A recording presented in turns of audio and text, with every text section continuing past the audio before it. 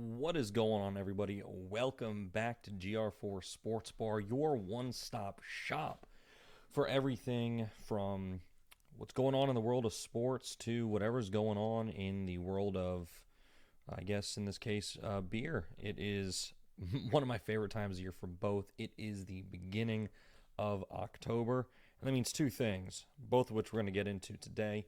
We're going to get into I'm going to do a quick bracket for you guys of the 2023 Major League Baseball playoffs, and we're going to be talking about one of my favorite beers, just in general, Oktoberfest. And we got a cool mug for you guys.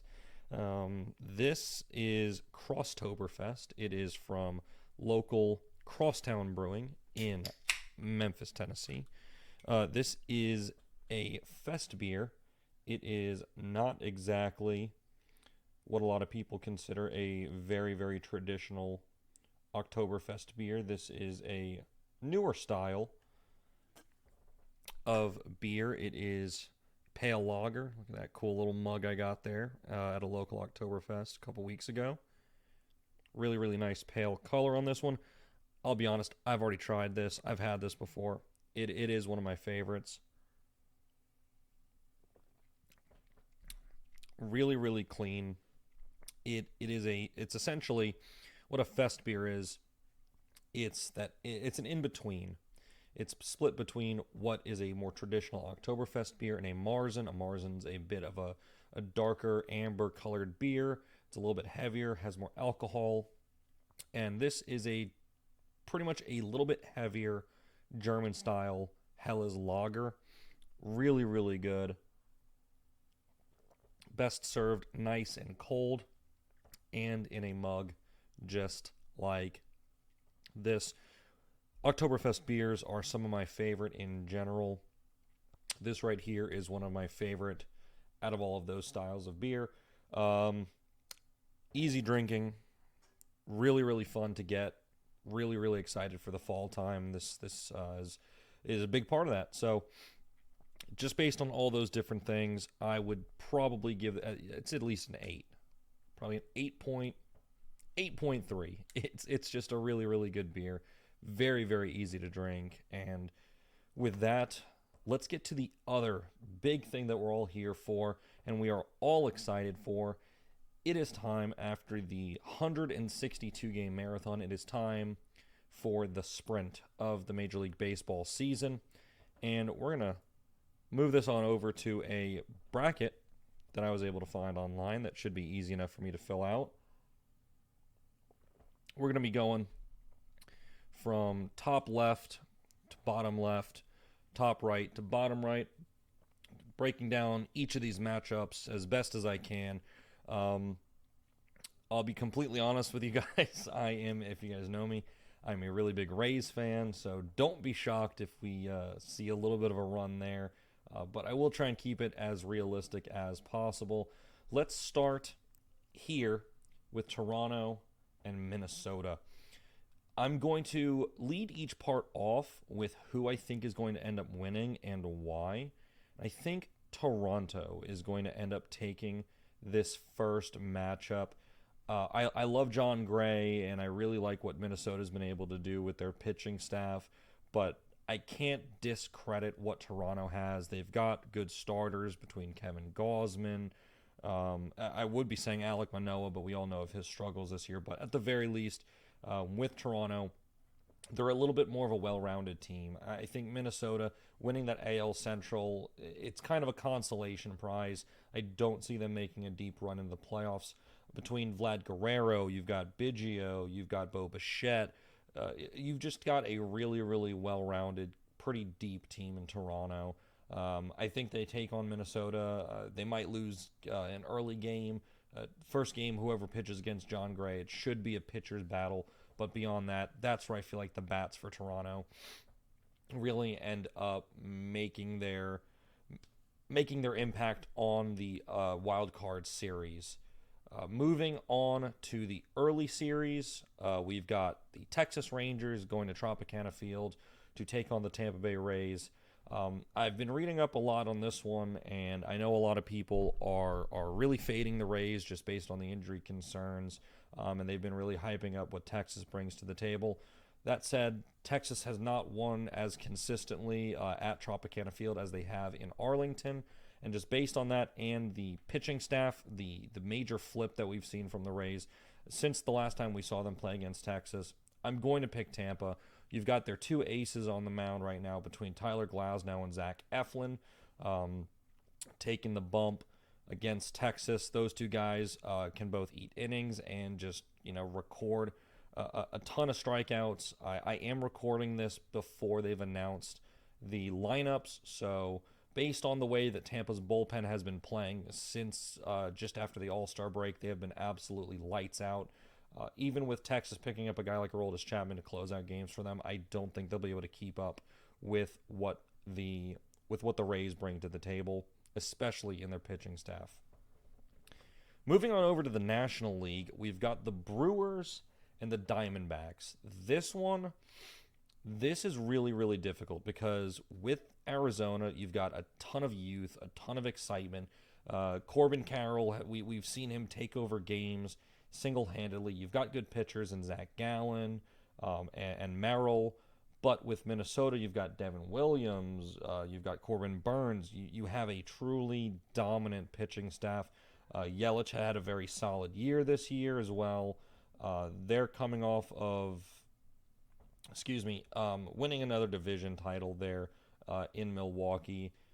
As much as I really love the youth and the young talent in Arizona, Corbin Carroll is truly one of my favorites. I think pitching and defense, and in this case, a little bit of home field advantage, a little home cooking, puts Milwaukee into the next round to take on the Dodgers. Now on to the Marlins and the Phillies. I've got a weird feeling that this is going to turn into another one of those weird Philly series where it seems like certain players just can't get going, but they somehow make it work. Florida, this has the old logo, but it is Miami. I do miss this old Florida Marlins logo. It's really, really good, and those uniforms were sick. With that said, I'm going to go with the Phillies. I think they've got the best pitcher between both teams with Aaron Nola. He's been awesome this season. They've got the best player outside of that as well with Harper. Schwarber is playing well again. I love what Luis Arias did. I mean, first player ever to win consecutive batting titles, one in the American League and one in the National League, which that in itself is extremely, extremely impressive. Really, really cool to see a guy get traded like he did and then just make it work with his new team just as well as he did with his previous. Back on over to the American League. And this is where things really start to get interesting on both sides of the bracket. And this is one of the main gripes that I've got with Major League Baseball right now, kind of in the general sense. This is where you really wish there was reseeding. For two main things here. Excuse me. The Baltimore Orioles and the Tampa Bay Rays have been, by far and away, both the best and the most consistent teams in the American League all season. That series, that divisional series, should probably be the championship series for this side of the bracket. I respect the Blue Jays, I respect the Astros, but neither of those teams are having their best season. Neither of those teams have had seasons that we would have expected from their past successes, whereas both the Rays and the Orioles are overcoming huge, huge roadblocks and are still, getting into the high 90s 100-win mark. That should be our championship series. We need to have reseeding, and it's kind of twofold. One, it makes it so that, a team as good as the Rays is very likely this might give it away a little bit where I'm leaning with this. A team like Tampa Bay, where they have been one of the best all season, off to the hottest start we've seen in 30, 40 years, and they're probably going to be out in the divisional round. With the amount of injuries that they've taken, with the amount of issues that they're dealing with their lineup as well, especially late on in the season, this is a team that should be playing in a championship series, though, with the amount of grit, with the amount of resiliency that they've shown. They should be playing in a championship series, or at the very least having some level of benefit from having such a good regular season, but because of the lack of reseeding, they don't get a break. They don't get any sort of reward for having such a good season. And I understand that same thing with the Orioles. The Orioles play the second best team in the American League in the divisional round. If you don't think that's going to soften them up for a championship round against one of these other strong competitive teams, I think you're completely mistaken. With that said, in the divisional round, I have the Astros moving on beyond the Toronto Blue Jays. This is, I think, just comes down to a lot of the depth of their pitching staff. And then with that, I mean their starting pitchers.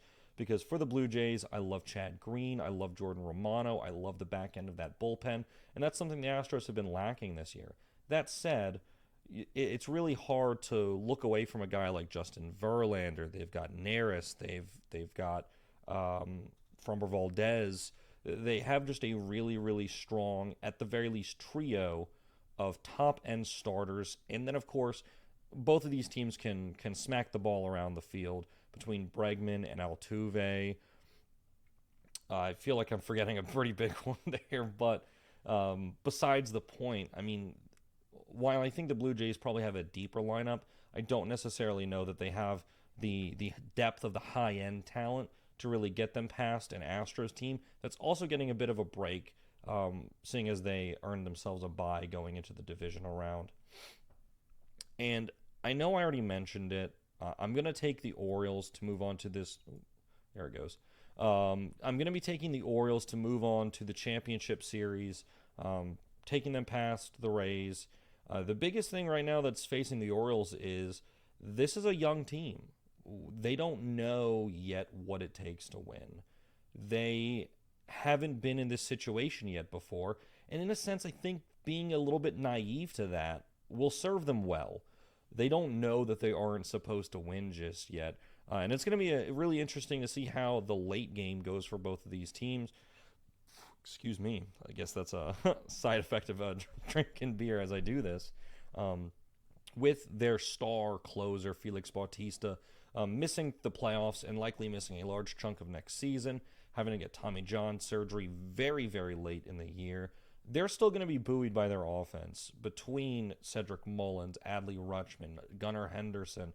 You have bats up and down this lineup that are just ready to hit. And if they bring along some of those young guys like a Heston Kjerstad that we saw late on in the year for the Orioles, they really do have a chance to make some noise here. That's a shame for Tampa. I really think I'm going to go on a little bit of a tangent here with the team that I support.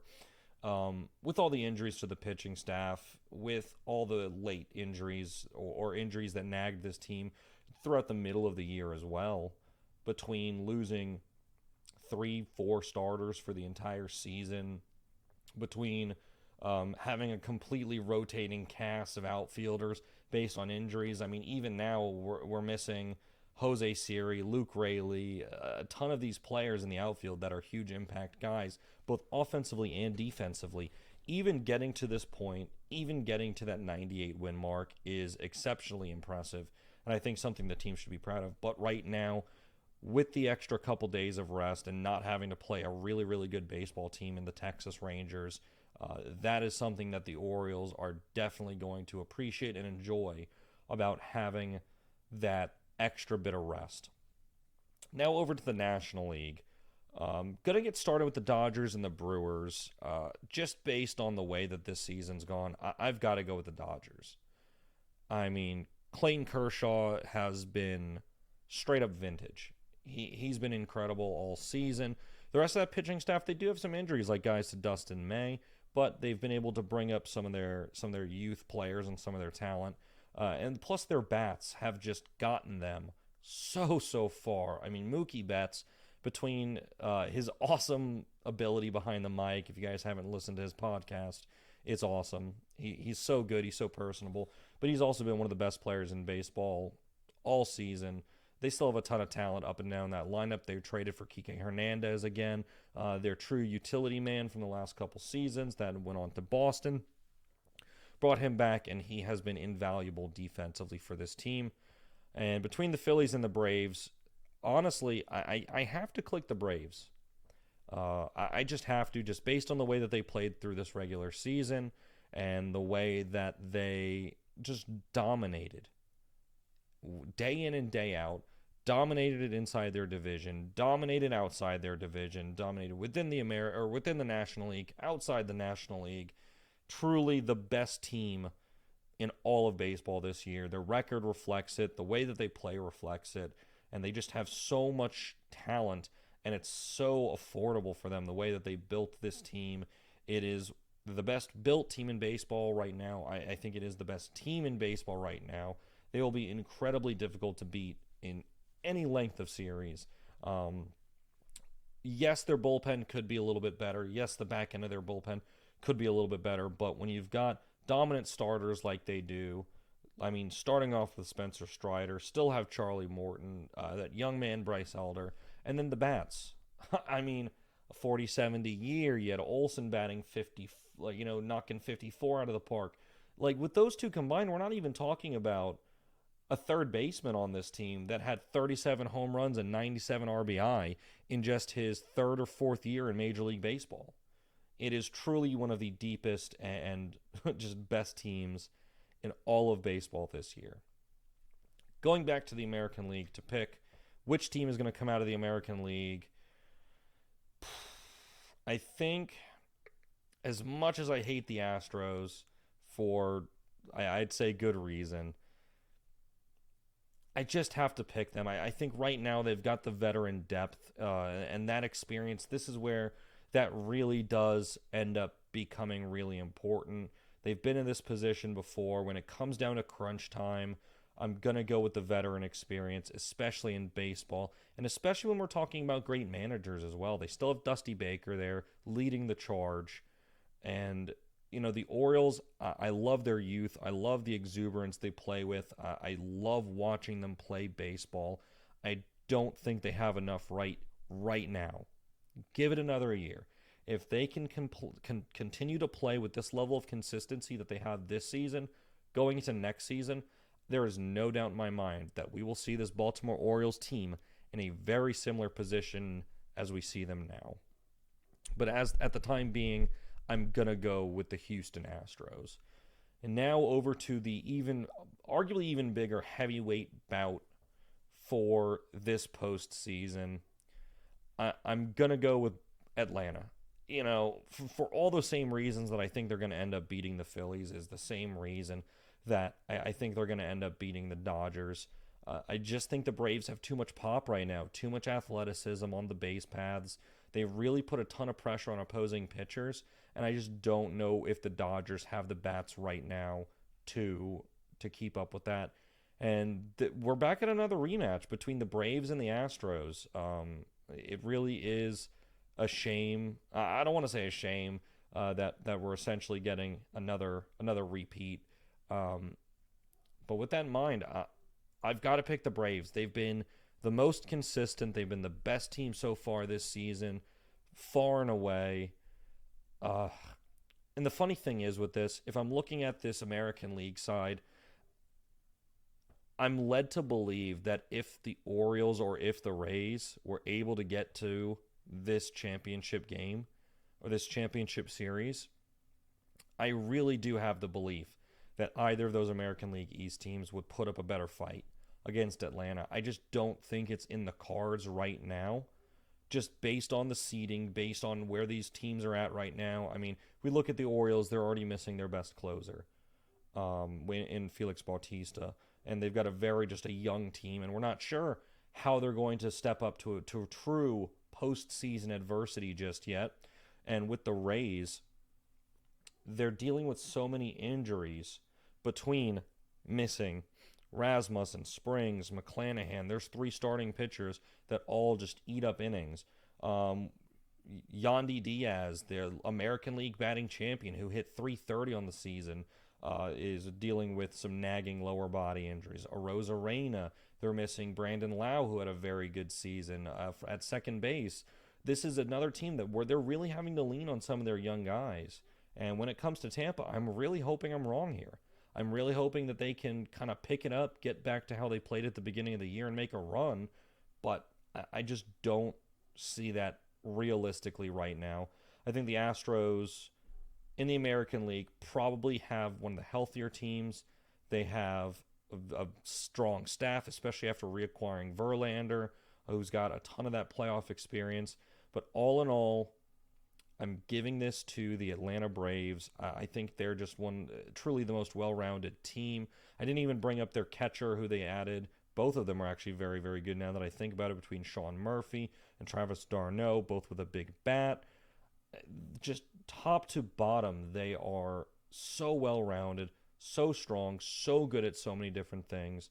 And all in all, they've just been the best team in baseball all season.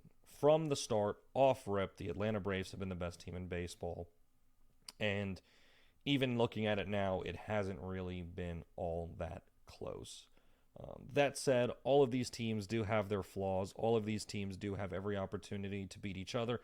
That's why they play the game. This is the postseason. This is the 2023 Major League Playoff postseason, fighting for the World Series.